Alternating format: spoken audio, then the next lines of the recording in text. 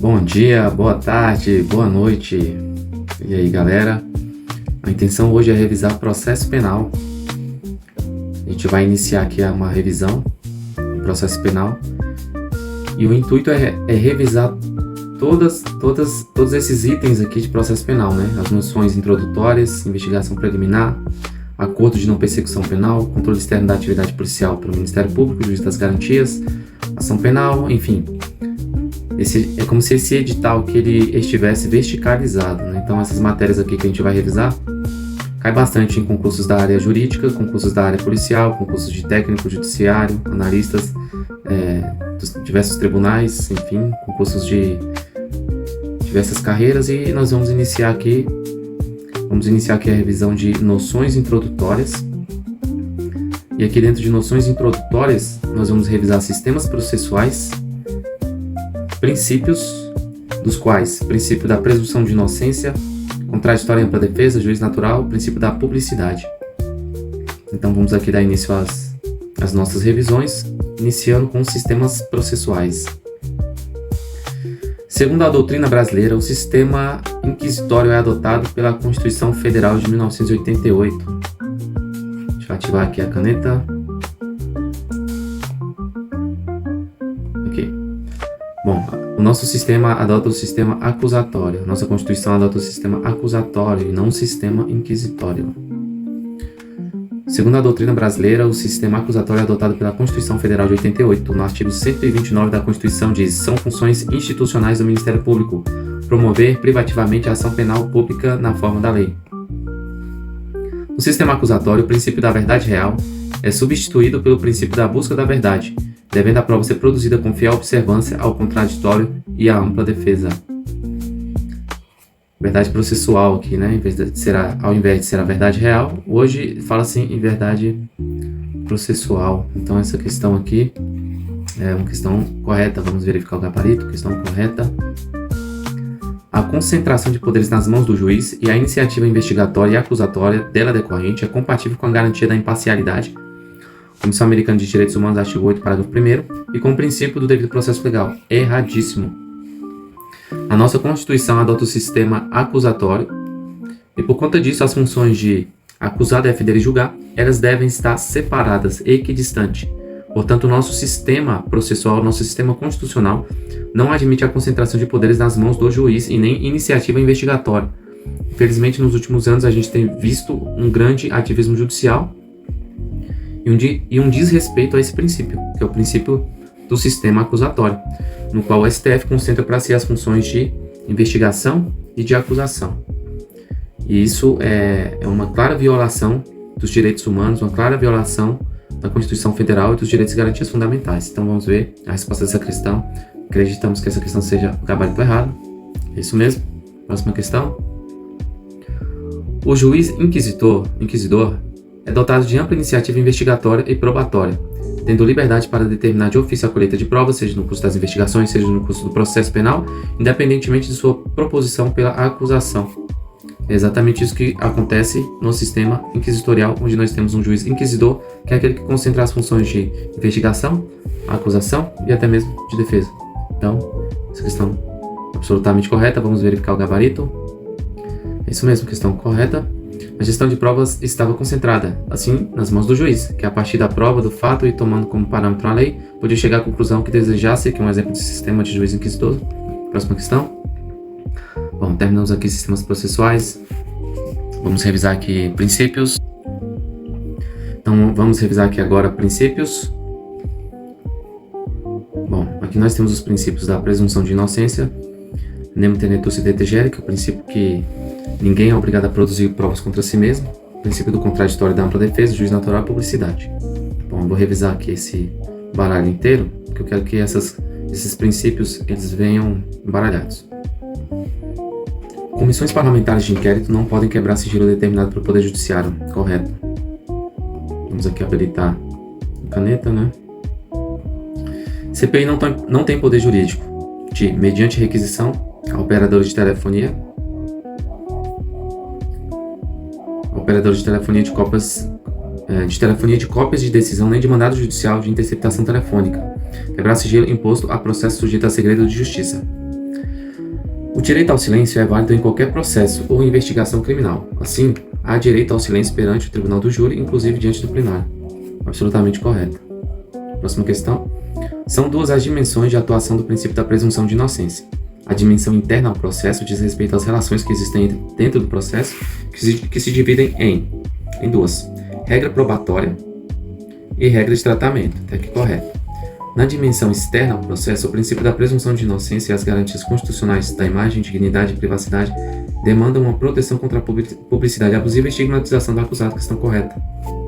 A regra probatória decorre em duplo pro réu, ou seja, a prova cabe à acusação.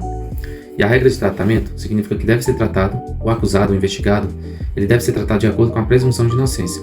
A dimensão externa ao processo significa que funciona como limite democrático à abusiva exploração midiática em torno de um fato criminoso e do próprio processo judicial. A ampla defesa subdivide-se em duas: defesa técnica e autodefesa. A técnica feita por um profissional, por exemplo, em regra advogado, e a autodefesa aquela exercida pelo próprio acusado, pelo próprio investigado. Questão correta.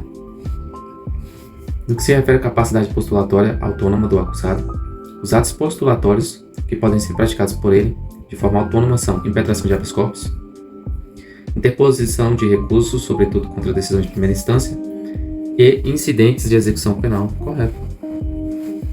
Nas lições do professor Joaquim Canuto Mendes de Almeida, é possível perceber que a ideia inicial do princípio do contraditório era composta por um binômio: ciência e possibilidade de ação. Corretíssimo. Ressalvados os casos de urgência ou de perigo de ineficácia da medida, o juiz, ao receber o pedido de medida cautelar, determinará a intimação da parte contrária para manifestar no prazo de 5 dias. Ressalvados os casos de urgência e de perigo da ineficácia da medida. Correto? Isso agora virou regra. É o contraditório prévio, Artigo 382, parágrafo 3º, no prazo de 5 dias, acompanhada da cópia do requerimento e das peças necessárias, permanecendo os autos em juízo, e os casos de urgência ou de perigo deverão ser justificados e fundamentados em decisão que contém elementos do caso concreto que justifiquem essa medida excepcional.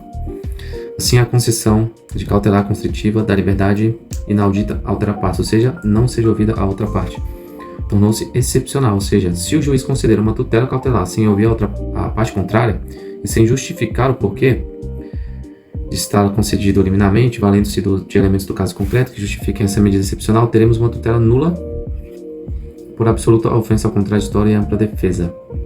Próxima questão. É direito do interrogando, querendo, silenciar, faltar com a verdade, declinar de responder uma ou outra e, ao final, até todas as perguntas que lhe vierem a ser dirigidas, tudo sob o devido registro processual. Mas não é direito dele dirigir e conduzir materialmente o próprio ato judicial em si, questão absolutamente correta. Próxima questão. A nomeação imediata de defensor dativo não viola o direito de escolha do próprio defensor. Errado. Deve ser intimado à parte para que ela, se quiser, indique um defensor. Então, a nomeação imediata do defensor dativo viola o direito de escolha do próprio defensor. Vamos verificar se esse gabarito realmente está errado. Exatamente. Súmula 708 do STF. É nulo o julgamento de apelação se, após a manifestação nos autos da renúncia do único defensor, o réu não foi previamente intimado para constituir outro. O princípio do juízo natural consiste no direito que cada cidadão possui de conhecer antecipadamente a autoridade jurisdicional que irá processar e julgá-lo caso venha a praticar um fato delituoso. Correto? O princípio do juízo natural é aquele que visa garantir a imparcialidade do juiz, ou seja, um juiz previamente estabelecido para julgar determinados casos. Aqui, justamente para respeitar a imparcialidade e o devido processo legal, vamos usar o gabarito, correto? O juiz natural é aquele cuja competência é fixada antes da prática do delito. O princípio do juiz natural visa assegurar a garantia da imparcialidade. Principais características dos tribunais de exceção. Tribunais de exceção são tribunais criados após o fato para julgar determinadas pessoas, Por isso que se dá-se o nome de tribunais de exceção. Quais são as suas características? Os tribunais de exceção, eles têm a sua criação pós-facto, fora das estruturas normais do Poder Judiciário, com poderes específicos para julgar um caso concreto. Eles têm uma atribuição da sua competência com base em fatores específicos e normalmente segundo critérios discriminatórios, referente à raça, religião, ideologia, etc. Ele tem uma duração limitada no tempo, tem um procedimento célere, provavelmente por ter um procedimento célere, ele não consegue respeitar. É contraditório em ampla defesa e não há possibilidade de recurso. Escolha dos integrantes sem a observância dos critérios gerais para a investidura dos magistrados e sem assegurar-lhes a necessária independência. Também é um tribunal de exceção aquele criado ad persona, ou seja, com vista ao julgamento específico de uma determinada pessoa, ou grupo de pessoas mesmo que para fatos futuros. Próxima questão. O STF possui precedentes que dizem que a imprensa precisa respeitar o dever de advertência do direito ao silêncio. Errado. Acredito que é errado. Porque quem tem que respeitar o dever de advertência do direito ao silêncio, ou seja, advertir aquela pessoa que acaba de ser presa, o acusado, o investigado, que advertir ele do seu direito ao silêncio, isso não abrange meios de comunicação, abrange órgãos e agentes públicos. Então essa questão, acreditamos que ela está errada. Vamos ao gabarito. Não precisa respeitar a advertência exigida apenas de autoridades estatais. Próxima questão. Admite-se a progressão de regime de cumprimento de pena ou a aplicação imediata de regime menos severo, nela determinada, antes do trânsito em julgado de sentença penal condenatória correto. Súmula 716 do STF. Vamos ler aqui a súmula 717. Não impede a progressão de regime de execução de pena fixada em sentença não transitada em julgado o fato de o réu se encontrar em prisão especial. Prevalece no STF e STJ que a competência é do juiz da execução. Próxima questão. É nulo o julgamento de apelação se após a manifestação nos autos da renúncia do único defensor, o réu não foi previamente intimado para constituir outro advogado. Nós vimos que essa questão é correta, entendimento simulado pelo STF, não recordo a súmula agora, se não me engano, 707, vamos ver. Súmula 708. Próxima questão. É possível que o mesmo advogado realize a defesa técnica de dois ou mais acusados, mesmo que haja colidência de teses? Não. Desde que não haja colidência de teses, vamos ver o gabarito. Exatamente, desde que não haja a colidência das teses. A escolha do defensor envolve uma relação de confiança e, portanto, o defensor deve ser escolhido pelo próprio acusado, correto? O direito de permanecer em silêncio insere-se no alcance concreto da cláusula constitucional do devido processo legal. E nesse direito ao silêncio inclui-se até mesmo, por implicitude, a prerrogativa processual de o acusado negar, ainda que falsamente, ou seja, mentir, perante a autoridade policial ou judiciária, a prática de infração penal. Bom, ninguém é obrigado a produzir provas contra si mesmo, né? Então essa questão está absolutamente correta. Próxima questão. O STF entendeu que a execução provisória da pena é inconstitucional à luz do princípio da presunção de inocência. Salvo o tribunal do júri, tá? Essa decisão aqui do júri é de 2024, decisão recente. O STF realmente entende que a execução provisória da pena é inconstitucional, salvo no tribunal do júri.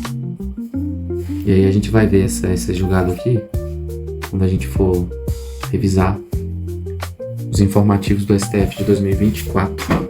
Próxima questão. Entende-se pelo princípio do membro tenetur si detegere que veda autoincriminação, segundo o qual ninguém é obrigado a contribuir para sua própria destruição. Questão correta. Próxima.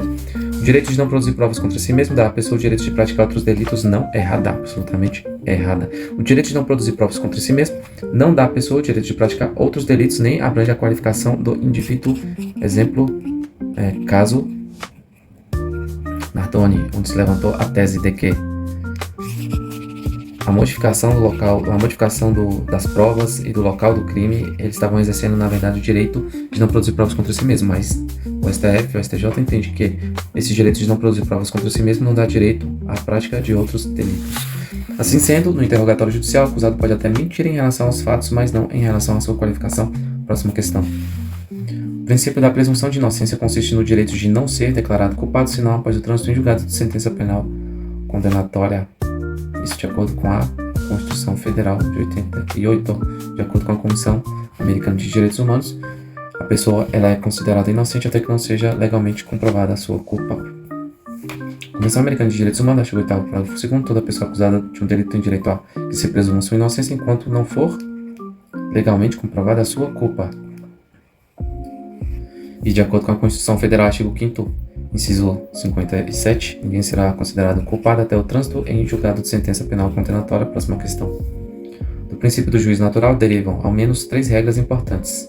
Só devem exercer jurisdição os órgãos instituídos pela Constituição. Ninguém pode ser julgado por órgão instituído pós-factum. Entre os juízes pré-constituídos, vigora uma ordem taxativa de competência que exclui qualquer alternativa deferida à discricionalidade de quem quer que seja, questão absolutamente correta. O direito à não autoincriminação não abrange a possibilidade do acusado alterar a cena do crime, caso Nardoni, inovando o estado de lugar, de coisa ou de pessoa para criando artificiosamente outra realidade, levar peritos, próprio juiz, ao erro. Correto. Habeas corpus 137.206 de São Paulo. Constitui nulidade a falta de intimação do denunciado para oferecer contrarrazões ao recurso interposto da rejeição da denúncia, a suprimindo a nomeação do defensor dativo, questão absolutamente errada, porque constitui nulidade a falta de intimação do denunciado para oferecer contrarrazões ao recurso interposto da rejeição da denúncia. MP ofereceu a denúncia. Juiz rejeitou a denúncia. Da rejeição da denúncia, Ministério Público recorre. MP recorre. Desse recurso deve-se intimar o acusado para que ele possa oferecer contrarrazões a esse recurso.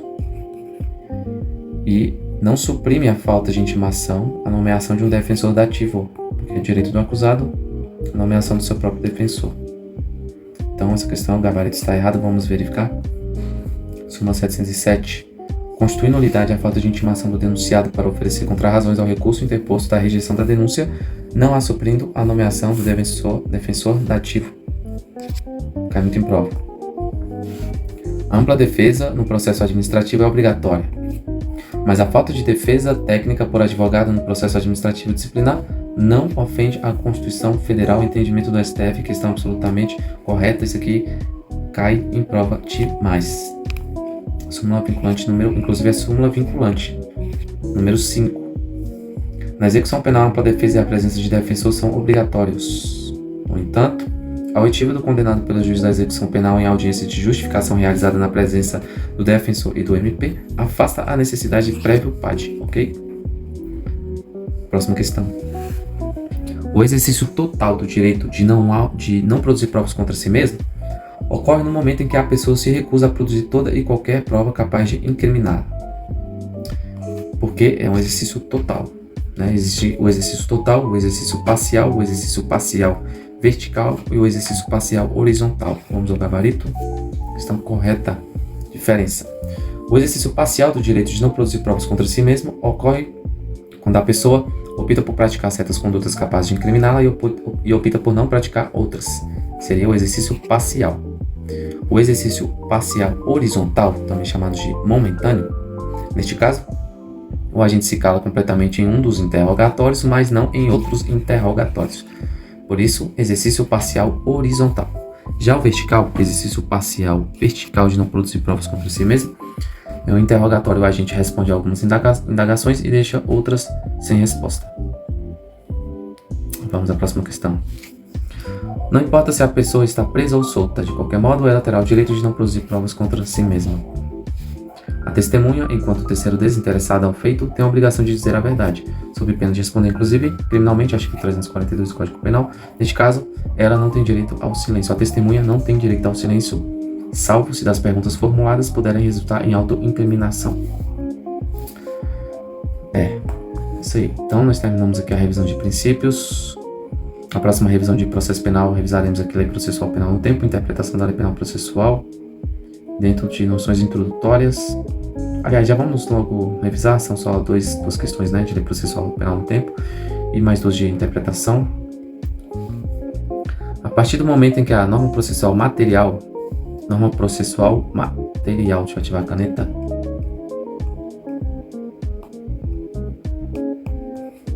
Norma processual, ela pode ser uma norma processual material, também chamada de híbrida ou mista, porque ela traz reflexos para o direito material, ou seja, para o direito penal, no direito penal. Por isso chama-se norma processual material, processual, híbrida ou mista. Vamos reler a questão. A partir do momento em que a norma processual material repercute no direito de liberdade do indivíduo, o critério do direito intertemporal a ser aplicado é o da irretroatividade lex cravel e ultratividade lex melius. Questão correta por quê? Porque a lei penal mais grave ela é irretroativa. A lei penal mais grave ela é irretroativa. A lei penal benéfica ela é retroativa. Isso em respeito ao princípio da anterioridade da lei penal. Vamos ao gabarito correto? No caso das normas genuinamente processuais, a aplicação imediata delas. Os atos processuais praticados antes da nova lei são válidos, pois foram praticados de acordo com a legislação então vigente. Correto? Tempus regi acto. O critério do direito intertemporal a ser praticado, a norma é do artigo 2º do processo penal, ou seja, o princípio da aplicação imediata, traduzido para a frase tempus regit actum. Artigo 2º Lei, Código de Processo Penal. A lei processual penal aplicar-se-á desde logo sem prejuízo da validade dos atos realizados sob a vigência da lei anterior. Interpretação da lei processual penal, 2 questões. A doutrina entende que o artigo 15 do Código de Processo Civil deve ser objeto de interpretação extensiva, de modo a ser aplicado aos processos criminais. Questão correta. Questão correta. Então vamos ler aqui a justificativa. O artigo 15 do CPC diz que, na ausência de normas que regulem processos eleitorais, trabalhistas, administrativos, as disposições deste Código de Processo Civil, lhes serão aplicadas supletiva e subsidiariamente, e a doutrina entende que esse artigo 15 aplica-se no âmbito do processo penal, no âmbito do Código de Processo Penal também. Próxima questão. Todos os prazos do Código de Processo Penal ocorrerão em cartório e serão contínuos e peremptórios, não se interrompem por férias, domingo, feriados. Não se computará no prazo o dia do começo, incluindo-se, porém, o do vencimento, diferentemente do prazo penal, que inclui o dia do início e exclui o último dia. O prazo que terminar em domingo ou feriado considerará-se-á prorrogado até o dia último imediato, questão correta, 798 CPP. Bom, a gente acabou de terminar aqui as revisão de noções introdutórias de Código de Processo Penal. A próxima revisão será a investigação preliminar. Vamos estudar aqui inquérito policial, né, que é assim, recorde de questão, né, de questões. Bom, até o próximo vídeo. Se inscreva aí no canal, curta o vídeo. Até a próxima. Valeu!